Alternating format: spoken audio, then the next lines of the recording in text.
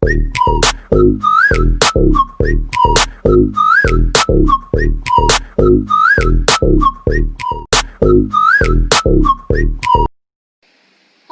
Assalamualaikum warahmatullahi wabarakatuh. Shalom, Om Swastiastu, Namo Buddhaya. Salam sejahtera bagi kita semua. Hari ini saya, Felicia Marteo, ditemani dengan salah satu rekan saya. Halo, perkenalkan nama saya Sabrina. Kami akan membahas beberapa materi diskusi yang berkaitan dengan hukum acara pidana. Untuk sesi diskusi ini akan kita bagi menjadi dua sesi. Sesi pertama adalah sesi mengenai alat bukti, hak korban, dan hak tersangka. Sesi kedua adalah sesi mengenai penyelidikan, penyidikan, dan pra-pidana pengadilan.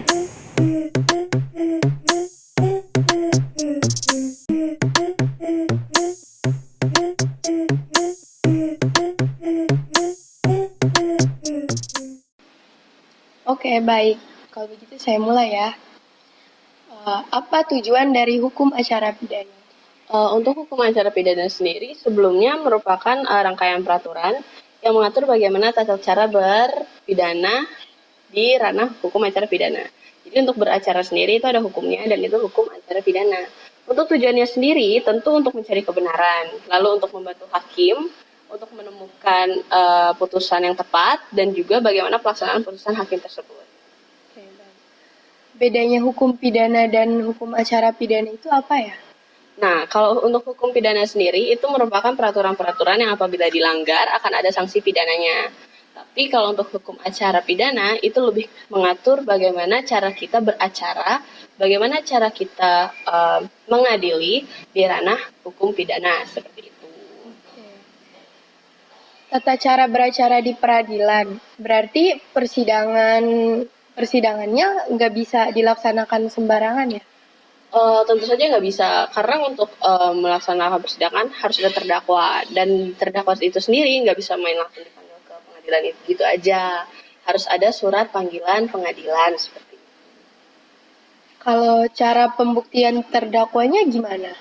Tentu saja untuk membuktikan terdakwa kita harus melalui proses panjang ya, seperti penyidikan, penyelidikan, lalu juga harus menggunakan nalar dan akal sehat untuk menemukan siapa terdakwanya. Ngeri-ngeri kan nanti salah tangkap bahaya gitu. Oh, begitu. Kalau di persidangan sendiri kan juga ada alat-alat bukti. Berarti ada juga dong pasal yang mengatur tentang alat bukti. Iya, menurut pasal 184 KUH acara pidana, KUHAP ya, bukan KUHP tapi KUHAP, disebutkan ada 5 alat bukti yang sah. Itu ada keterangan saksi, keterangan ahli, surat-surat berharga, petunjuk, dan keterangan terdakwa itu sendiri. Tapi untuk lanjutan barang buktinya, ada pasal-pasal yang mengatur lagi. Oke, baik. Contohnya, Misalnya, dalam pasal 1 butir 26 KUHAP disebutkan bahwa saksi itu adalah orang yang mampu memberikan keterangan berdasarkan apa yang dia lihat, apa yang dia alami, apa yang dia rasakan, dan menjadi saksi itu kewajiban hukum. Tapi, kalaupun misalnya saksinya tidak memenuhi syarat, itu juga bisa dianggap saksinya tidak sah. memenuhi syarat ya. Berarti bisa ya seorang saksi tidak memenuhi syarat? Bisa, seperti misalnya di pasal 168 KUHAP, itu disebutkan saksi tidak memenuhi syarat apabila memiliki hubungan dengan terdakwa. Nah, untuk pasal 170 juga ada aturan saksi itu bisa untuk tetap diam kalau memang dituntut untuk merahasiakan keterangannya, misalnya karena pekerjaan. Dan terakhir di 171 KUHAP itu seorang saksi dianggap tidak sah kalau saksinya masih di bawah umur dan memiliki penyakit ingatan. Kalau keterangan ahli, ketentuannya bagaimana?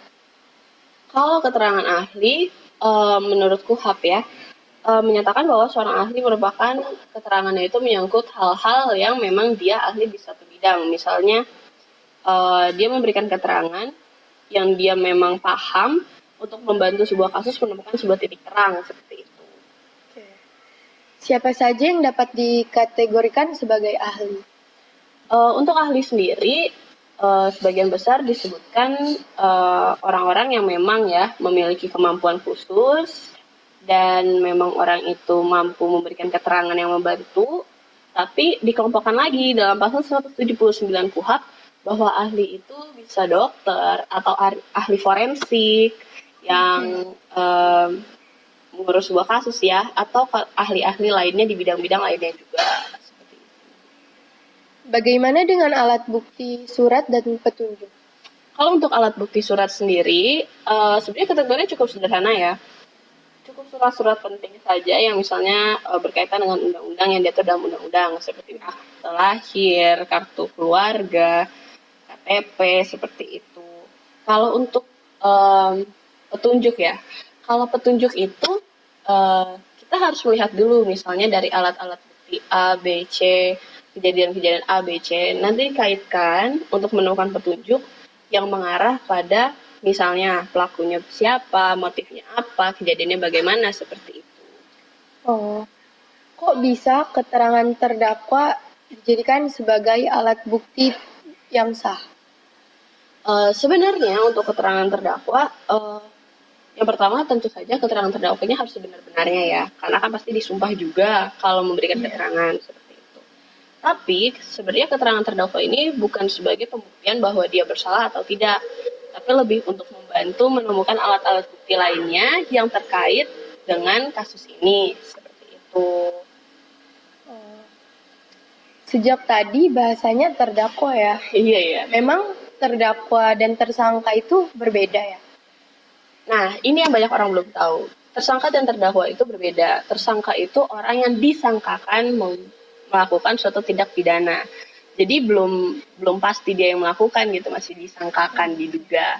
Tapi kalau terdakwa, dia sudah melalui banyak proses yang di sidang pengadilan seperti itu. Jadi proses-proses yang dia lalui, yang terdakwa lalui itu sudah lebih dari tersangka, sudah masuk ke pengadilan seperti itu. Apabila sudah menjadi terdakwa, hak-haknya dicabut begitu saja? Tentu saja enggak. Untuk terdakwa sendiri tetap punya hak khusus yang diatur oleh KUHP. Jadi misalnya terdakwa ini punya hak untuk segera diperiksa, dibawa ke pengadilan. Juga dia punya hak untuk kalau misalnya dia sakit di tahanan, dia berhak untuk meminta dokter pertolongan medis. Dia juga punya hak untuk dikunjungi sanak keluarga seperti itu. Sebenarnya masih banyak hak-hak terdakwa, tapi sebenarnya kalau untuk dijabarkan secara lengkap akan banyak makan waktu. Jadi selengkapnya bisa dibaca di KUHP pasal 50 sampai pasal 68. Nah, untuk materi sesi 1 saya rasa cukup nih sampai di sini. Apa ada yang masih kurang jelas? Saya rasa sudah sangat jelas.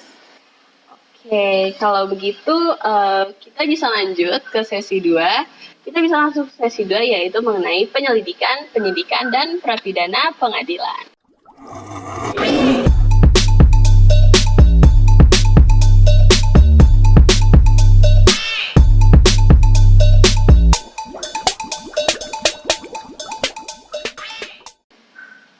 Oke, baik. Kalau begitu saya mulai ya. Baik. Saya paling penasaran dengan proses sebelum penyidikan dan penyelidikan.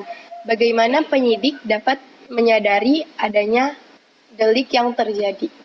Nah, kalau untuk penyidik menyadari delik, pertama pasti sudah pernah dengar ya operasi tangkap tangan yang tertangkap basah saat melakukan delik. Iya. Tapi ada juga dari laporan, dari pengaduan, dan yang terakhir itu ada dari diketahui sendiri oleh penyidik atau biasanya melalui pemberitahuan. Seperti itu. Untuk operasi tangkap tangan, berarti tertangkap sewaktu melakukan delik ya? Nah, iya betul, seperti itu. Lalu apa bedanya laporan dengan pengaduan? Bedanya seperti ini, kalau misalnya laporan itu biasanya dilaporkan oleh memang pihak berwajib yang memiliki otoritas untuk memberikan laporan, seperti misalnya polisi yang bertugas atau satpam seperti itu. Tapi kalau misalnya pengaduan, biasanya dari warga masyarakat, biasanya disertai permintaan kepada pihak berwajib ya, jadi kayak tolong segera kasus ini diurus dan diselidiki, seperti itu. Apa tujuan dilaksanakan penyidikan itu sendiri? Tentu untuk mengetahui sejelas-jelasnya segala hal yang terkait dengan suatu tindak pidana. Seperti misalnya pelaku, tempat kejadian, motifnya apa, senjata yang dipakai, atau bahkan untuk langsung mengetahui pelakunya itu siapa. Penyidikan jika sudah berjalan, berarti bisa dihentikan atau enggak? Kalau penyidikan berjalan, ada beberapa faktor yang mendukung untuk penyidikan itu berhenti. Misalnya, karena kurang bukti, atau karena ternyata peristiwa tersebut tidak dapat dikategorikan sebagai tindak pidana, atau karena hukum sendiri. Oke. Oh, baik. Untuk penangkapan tentu tidak sembarang dilakukan. Apa ada syarat dan prosedur untuk penangkapannya sendiri? Untuk syarat dan prosedur tentu ada. Pertama, syarat penangkapan adalah bila telah ada bukti permulaan yang cukup. Yang kedua, bila kepentingan penyelidikan dan penyidikan menghendaki atau memerlukan penangkapan. Dan yang ketiga, bila orang terhadap siapa penangkapan dilakukan, diduga keras sudah melakukan kejahatan. Jadi tidak bisa langsung dituduh saja terus langsung dibawa untuk penangkapan, itu tidak bisa. Karena ada prosedurnya juga ya. Prosedurnya adalah pertama, surat perintah itu harus ada perintah penangkapan. Isinya bisa menjelaskan dan menyebutkan alasan penangkapan, identitas orang yang ditangkap, menjelaskan uraian singkat juga, kenapa gitu, tersangkanya atas kasus apa gitu. Dan juga harus disebutkan, oh Anda akan diperiksa di sini, di situ. Jadi supaya nggak ada salah paham gitu. Oh, baik. Untuk pra-peradilan, saya sedikit belum paham apa yang dimaksud dengan pra-peradilan. Sebelum membahas pra-peradilan, apa itu pra-peradilan? Pra-peradilan membawa pengawasan tertentu dari cara bekerja pejabat pelaksana UU serta kemungkinan untuk memberikan rehabilitasi dan ganti kerugian. Jadi intinya pra-peradilan itu seperti untuk pengawasan supaya menghindari hal-hal yang tidak diinginkan, seperti itu. Apa fungsi dari pra-peradilan? Fungsi untuk pra-peradilan sendiri, yang pertama tentu agar penegak hukum lebih berhati-hati dalam menangani sebuah kasus. Yang kedua, kan ada yang namanya ganti kerugian dan rehabilitasi ya. Itu untuk antisipasi warga yang bahasa kasarnya kena salah tuduhan seperti itu. Lalu untuk hakim sendiri memberikan ganti rugi dan kerugian itu juga ada takarannya supaya tidak secara berlebihan memberikan ganti rugi. Lalu untuk rehabilitasi orang sesuai dengan keadaan semulanya dibalikan ya sebelum dia melakukan kejahatan seperti pembersihan nama baik seperti itu. Dan juga tentunya kejujuran yang menjiwai KUHP harus diimbangi dengan integritas dan dedikasi yang luar biasa ya dari penegak hukum. Jadi untuk penegak hukum tidak sembarangan gitu menegakkan hukumnya. Oke. Siapa saja yang berhak mengajukan pra-peradilan? Untuk siapa saja yang berhak mengajukan pra-peradilan itu pertama yang pasti tersangka atau keluarganya atau kuasa hukumnya yang sah, atau penyidik atau PU dari pihak ketiga yang berkepentingan, atau tersangka atau pihak ketiga yang berkepentingan untuk permintaan ganti rugi dan rehabilitasi yang sesuai seperti itu. Saya rasa untuk diskusi sesi 2 kita cukup sampai di sini. Kira-kira dari yang saya sampaikan ada tidak yang menurut saudari kurang jelas gitu? Saya rasa sudah cukup jelas. Baik, dengan ini diskusi hari ini sudah selesai. Saya ingin berterima kasih banyak pada saudari Sabrina atas bantuannya. Sama-sama. Demikian saya sudahi video kali ini. Apabila ada salah kata dan perbuatan, saya mohon maaf sebesar-besarnya. Assalamualaikum warahmatullahi wabarakatuh. Shalom, Om Swastiastu, Namo Buddhaya.